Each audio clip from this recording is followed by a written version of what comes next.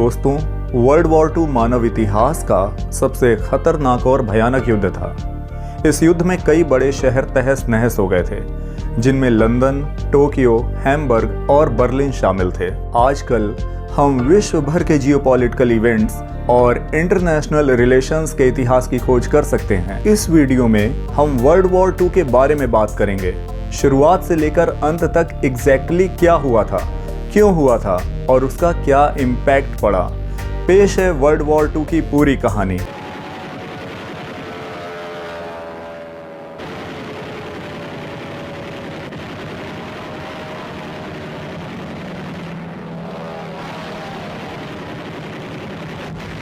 दोस्तों, कहानी की शुरुआत करते हैं साल 1919 से।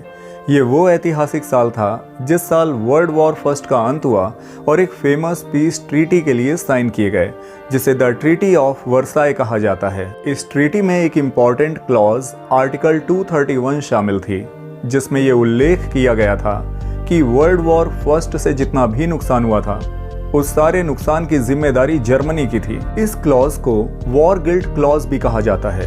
इस क्लॉज के अनुसार वॉर चाहे जिन भी देशों के बीच हुई हो, गलती सिर्फ और सिर्फ जर्मनी की थी। वास्तव में फ्रांस और ब्रिटेन चाहते थे कि जर्मनी को एक भारी कॉस्ट पे करनी पड़े उस युद्ध को हारने की, और वे अपने सारे नुकसान की भरपाई जर्मनी से ही करवाना चाहते थे। ट्रीटी ऑफ वर्साई के अनुसार जर्मनी को $33 बिलियन का फाइन देने को कहा गया था, जो आज के पैसों में करीब $270 बिलियन होता है।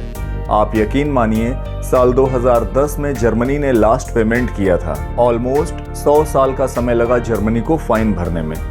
आप सोचोगे इतना सारा पैसा कहां से आता है?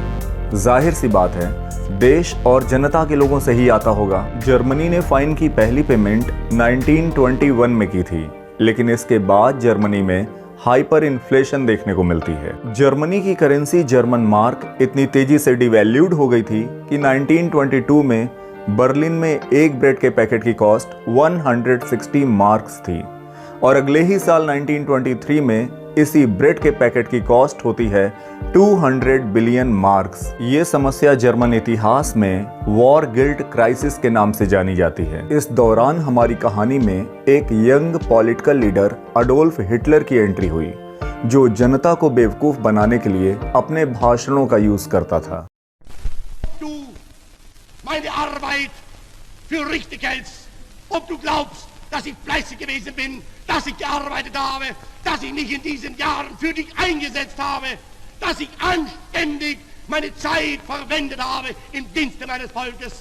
Gib du jetzt deine Stimme ab. Wenn ja, dann tritt für mich ein, so wie ich für dich eingetreten bin. साल 1923 में हिटलर की नाजी पार्टी ने जर्मन सरकार को ओवरथ्रो करने का प्रयास किया था, एक कूप के जरिए।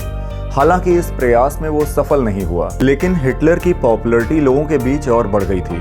इसके कारण लोगों के बीच अफवाहें फैलाई जाती थी कि जर्मनी की इस एम्बैरेसमेंट की वजह सिर्फ एंटी नेशनल एलिमेंट्स जैसे ज्यूज और सोशलिस्ट हैं। लोगों को बहुत परेशानी हो रही थी और हिटलर ने इसका फायदा उठाया। उसने कहा कि जो देश में ज्यूज और सोशलिस्ट रहते हैं, उनकी वजह से जर्मनी का नाम बदनाम हुआ है। अगले 10 सालों में मीडिया भरपूर तरीके से प्रोपेगेंडा का इस्तेमाल करती है।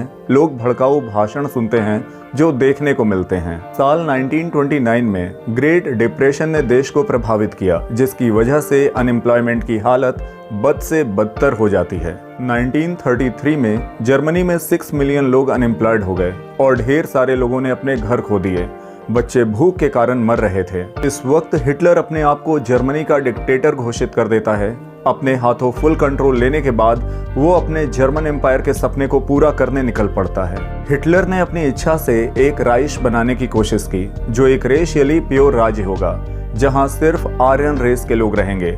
ज्यूज और स्लाविक लोगों के लिए कोई जगह नहीं होगी। लोगों में नफरत घोलने के लिए एक ज्यूडो बोल्शेविज्म की कॉन्स्पिरेसी थ्योरी बनाई जाती है। इस थ्योरी के अकॉर्डिंग रशियन रिवॉल्यूशन हुई साल 1917 में, जो वास्तव में ज्यूज ने करवाई थी, जिससे सोवियत यूनियन की फॉर्मेशन हुई। साल 1935 में दुनिया को जर्मनी के अपनी एयरफोर्स के बारे में पता चलता है, तो ये कोई बड़ी बात नहीं थी, क्योंकि हर देश के पास अपनी एक एयरफोर्स होती है।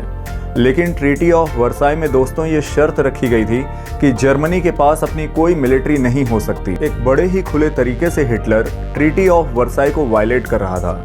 इस समय ब्रिटेन में कई लोगों को लगता था कि ट्रीटी ऑफ वर्साई में जो शर्त रखी गई थी वो जर्मनी के लिए बहुत अनफेयर थी। हम उनसे इतना ज्यादा पैसा चार्ज कर रहे हैं कि उनके देश की हालत बिगड़ गई है इसकी वजह से।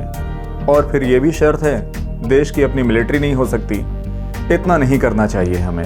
दोस्तों, अगर आपको मेरा ये वीडियो पसंद आया है तो प्लीज़ लाइक, शेयर और सब्सक्राइब ज़रूर करें। और जल्द ही मैं आपके लिए इसका पार्ट 2 लेकर भी आऊँगा। Thank you.